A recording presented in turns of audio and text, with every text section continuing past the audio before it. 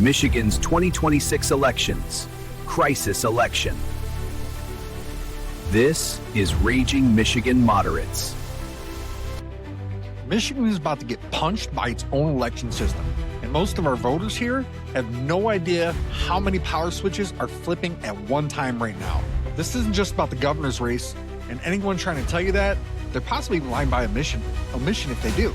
Because this year, 2026, Michigan's going to replace the people who run the elections, enforce the rules, and decide disputes after the fights break out. You know, combination is exactly how trust collapses in swing states. We've already seen margins under 2 points, lawsuits, recounts, national interference, and now imagine all that stacked into one cycle. This is episode 1 of Raging Michigan Moderates, and we're starting where the pressure seems to hit the highest. Thanks for joining, everybody. My name's Joe. You know, let's kind of talk a little bit about Michigan. You know, the Michigan election is structurally dangerous because too many power centers are going to flip at once. You know, the governor's term limited out. Whitmer, Secretary of State Benson is term limited. You know, a U.S. Senate seat is up, and that's coveted in any state, really.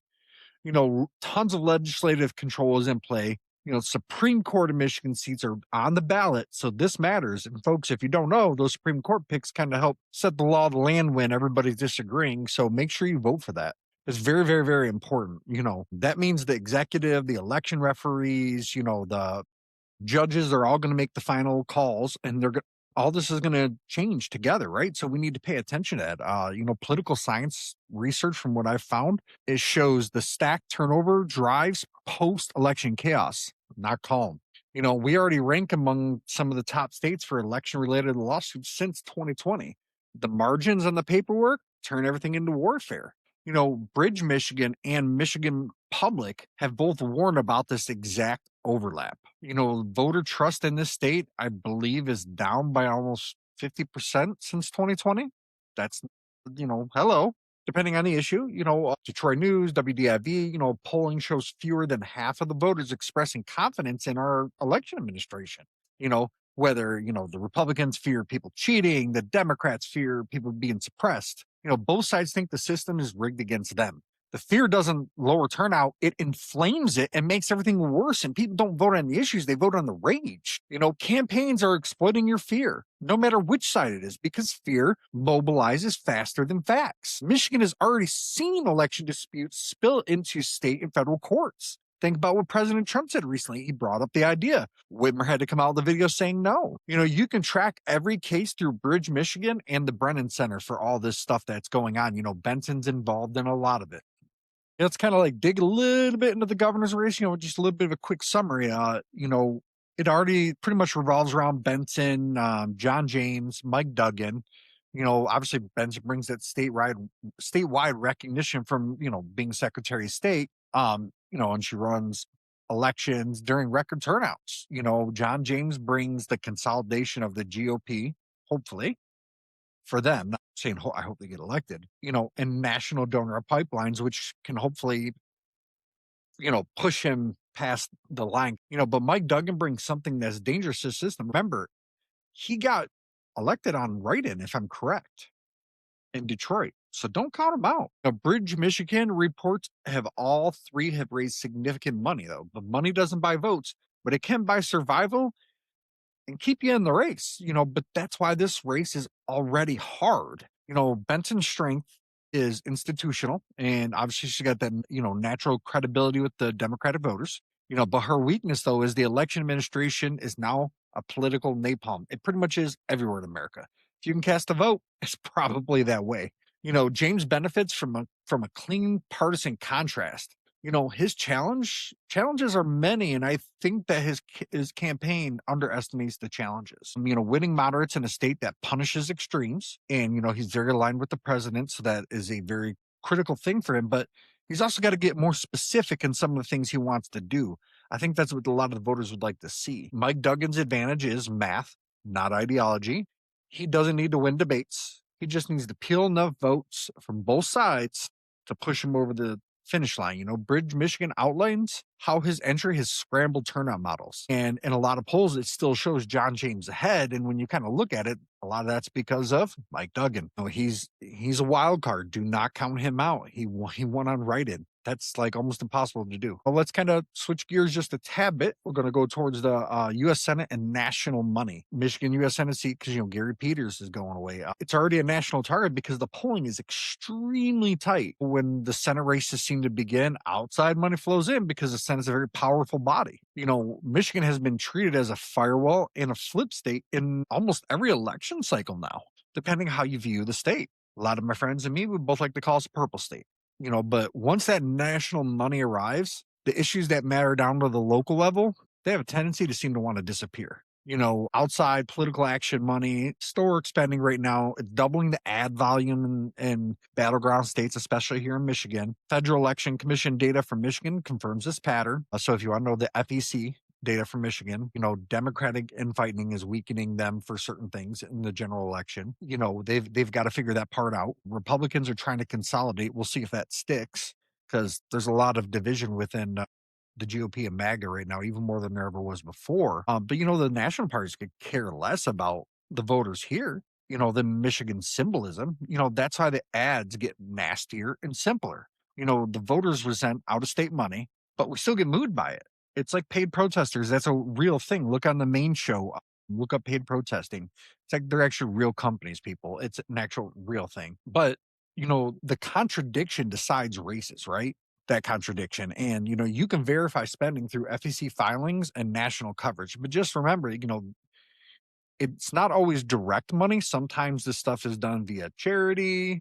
There's been reports of that, obviously political action committees. But remember, in some situations, I have learned that how they donate the money to charity, they can remain anonymous, or how they donate it to a committee, they can remain anonymous. So keep that in mind as well. Look at Secretary of State. It's like the real power job. Charlie Gilchrist, or Garland Gilchrist, I'm sorry, he dropped out of the governor's race to run for Secretary of State. Tells you everything. First, he struggled as a governor candidate, but is a legitimate chance as the candidate for Secretary of State. Michigan Advance, Bridge Michigan, both flagged this as a strategic move. This is no longer a backup office. It's the referee job with everything that's going crazy, and when there's partisan stuff that seems to bleep up in our state. Benson leaving the Secretary of State office turns this race into a verdict on her tenure.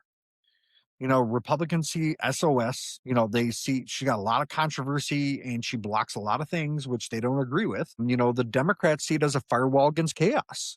Both narratives seem to drive turnout. But that's why, the candidates for Secretary of State, some of them are raising money, like if they're running the governor's race, And again, that is going to feed directly into the governor's race, which is going to impact the turnout. And I always say, when you're looking at all of this, look at the nuances. Don't look at the talking points. That's where so many of us, and even I'm guilty of it sometimes, don't focus on the talking points, right? Focus on the nuance, focus on the process, because that's going to tell you, because he may interpret, or she may interpret things one way today, but there may be a mitigating factor we don't know about that pops in.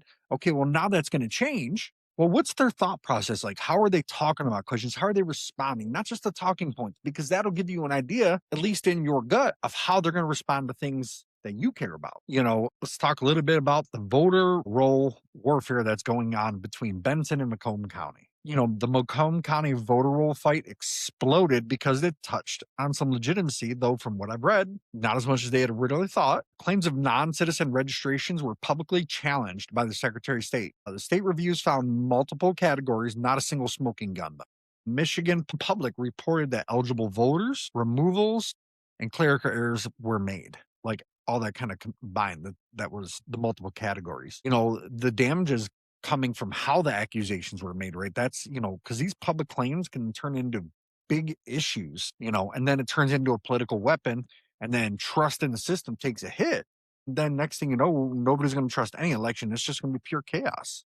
We need to have facts. We need to have proof, hardcore proof, before we start putting this stuff out there in the media. The real danger isn't fraud volume, it's fear volume. Because from everything I've seen and read, there wasn't enough that would have swayed any election. Doesn't mean that it's okay, and I'm not saying it's okay, but it's the fear is going to have more of an impact than that. Not saying we don't need to address it, but the fear is going to really push that. Even tiny error rates look like massive when it's amplified and played in front of your face every 5 seconds. Election administrators are warning that reckless accusations, they have a really big chance of scaring some voters off because they're going to lose trust. They may already be shaky as it is, and this is going to push them right out. The campaigns don't care because fear mobilizes their base. That's what they're going after. That's why they pay for protests. The incentive guarantees escalation. And escalation is just like celebrities say, bad PR is good PR. The turnouts and the acceptance are the real casualties. How is the turnout going to look? Comment below. Let me know, whether it's on whatever platform you're on, let me know what you think. Do you plan on voting? Do you plan on going out there and checking things out? Let me know. But here's a ballot issue in the state of Michigan that's built for literally like a viral war across our state. Proof of citizenship for voting, and the photo ID ballot initiative is like crazy. Ballot questions historically boost Michigan's voter turnout by 2 to 4 points, but this one combines identity, fear, and moral framing. There's reports on signatures and funding pathways, but both sides use absolute language because it spreads. Nothing's quite as clear as they're trying to make it out to be. No one benefits from calm, right? Well, I mean, the average person really would, but their bases don't benefit from calm, so that's intentional. Republicans are selling it as enforcement and integrity. Democrats sell access and protection. Neither side wants a resolution because when they do control all the branches, and whether it's the federal or your state government, most of the time the changes that they make aren't enough to really sway anything. And then if you say that, oh, well, it's because the opposite guys, or it's because the opposite guys. No, it's because we buy into the bait. When, like I said earlier, we don't look at the nuance. We don't look at the process. It's the nuance in the process. That's where it's at. But these messages inflame turnout. The social platforms obviously are going to reward the certainty and conflict of what they're going to push. And that's why this issue is going to dominate. And the ballot language is publicly available through state filings.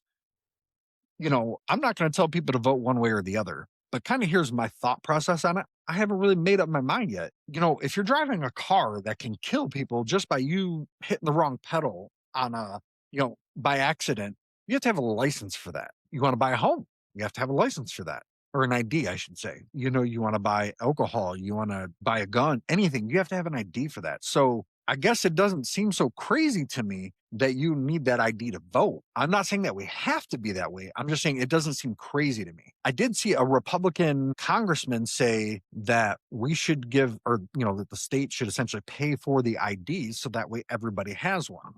I think that would be a fair compromise, right? If the government's willing, and I know this is going to be a part of the taxing, but that aside, if the government's going to provide the IDs, right, what's the problem then, right? Because then we can't say access. I think that's a really, really good middle ground right there to kind of address this issue and get everybody there. If you're not on the books, you shouldn't be voting.